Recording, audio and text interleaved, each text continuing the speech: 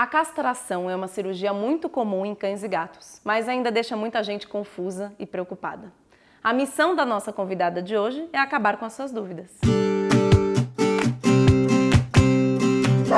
Existem diversas informações que circulam por aí sobre a castração, o que acaba gerando muitas dúvidas entre os donos dos pets. Por isso, selecionamos as principais questões desses tutores e convidamos a bióloga Luísa Cervenka para nos ajudar a tirar todas essas dúvidas. Luísa, para começar a nossa entrevista, explica pra gente no que consiste a castração. A castração nada mais é do que a retirada dos órgãos reprodutores. Então, em fêmeas, os ovários e o útero. E em macho, os 2 testículos. Luísa, a cirurgia oferece algum tipo de risco para o animal? O animal ele precisa ficar lá na clínica ou ele pode já ir embora com a gente para casa? Toda cirurgia envolve risco, mas com a tecnologia, com a evolução da forma como é feita a cirurgia, esses riscos são bem diminuídos, principalmente com os exames pré-operatórios. E isso varia de veterinário para veterinário. Alguns preferem manter o animal internado por 24 horas. Já outros acreditam que a melhor forma de recuperação do animal é perto do seu proprietário. Por isso, a maioria libera o cão assim que ele já estiver estável. É verdade que todo animal castrado engorda? Isso é um mito. Na verdade, o que acontece é que ao ser castrado, há uma desregulação dos hormônios, é como se o cérebro ficasse um pouco louco, sem aquele hormônio sexual, e por isso ele precisa se reestabelecer.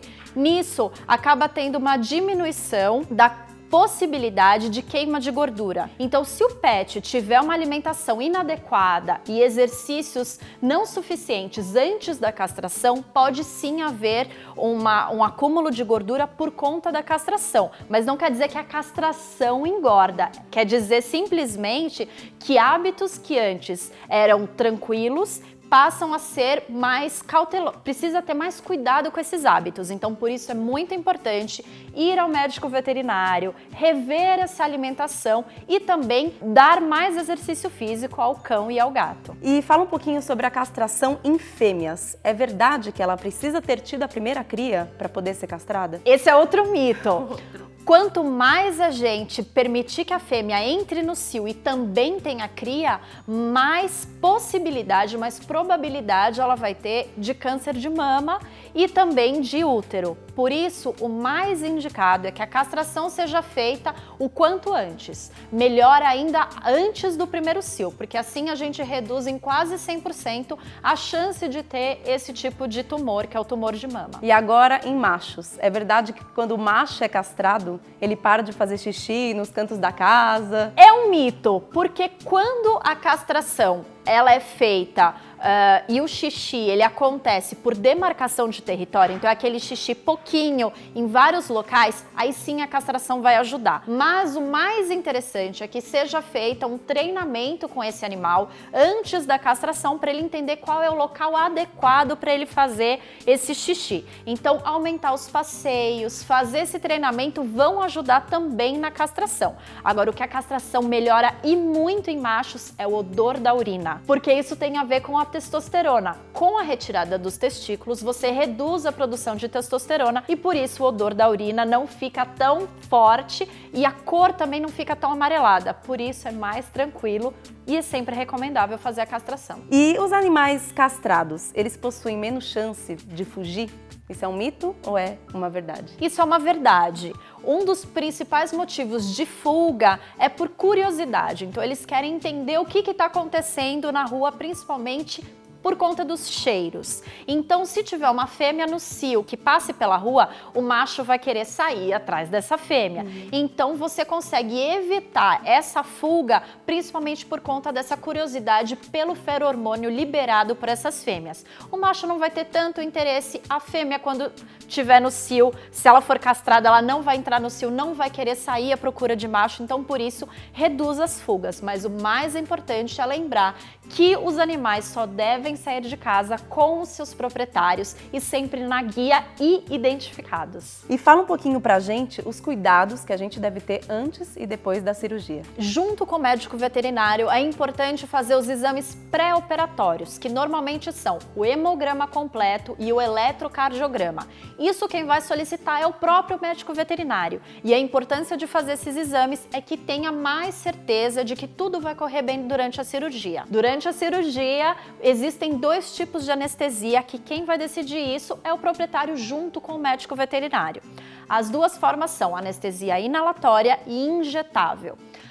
A grande diferença é, a inalatória, o médico veterinário pode controlar a dosagem dessa anestesia que vai ser colocada no animal durante a cirurgia. Já a injetável é uma única dosagem que vai ficar toda a cirurgia. A escolha vai depender do porte do animal, do histórico de problemas, de doenças que ele tenha e também a idade. Então veja junto com o médico veterinário qual é a melhor opção. No pós-operatório, o ideal é que o animal fique com aquele cone, aquela cúpula de abajur que a gente chama, que é o colar elisabetano. Isso porque muitas vezes ele vai ter pontos ou vai ter uma cicatriz, vai ter um curativo que é importante que ele não lamba e nem consiga coçar com a pata.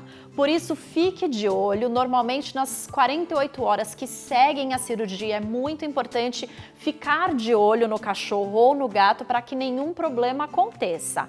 Além disso, lembre-se sempre de fazer o retorno no veterinário. Se o animal tiver com ponto, é importante levar ao médico veterinário e seguir todas as recomendações, seja de curativo, de remédio, porque tudo é para garantir que tudo corra super bem com a castração. E Lu, você comentou agora com a gente sobre curativos. Eu fiquei pensando aqui, se o nosso bichinho já tá com a gente em casa depois da cirurgia e o curativo se abrir, o que a gente faz? Corre pro veterinário. Não adianta fazer sutura em casa, não adianta colocar pomada, precisa ligar e levar ao médico veterinário.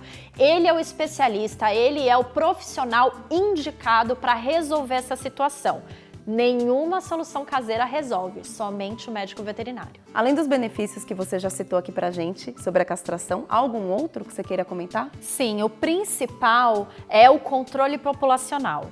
Então, é muito importante fazer a castração porque é só olhar na rua que a gente vê a quantidade de gato, de cachorro pelo Brasil inteiro.